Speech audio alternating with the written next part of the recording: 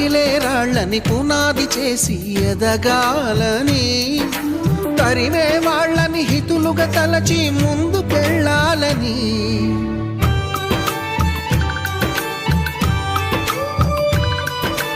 కన్నుల నీటిని కలల సాగుకై వాడుకోవాలని, కాల్చే నిప్పుని ప్రమిదగా మలచి కాంతి పంచాలని, గుండెతో ధైర్యం చెప్పెను, చూపుతో మార్గం చెప్పెను, అడుగుతో గమ్యం చెప్పెను. నేనున్నానని నీకేం కాదని, నిన్నటి రాతని మార్చేస్తానని.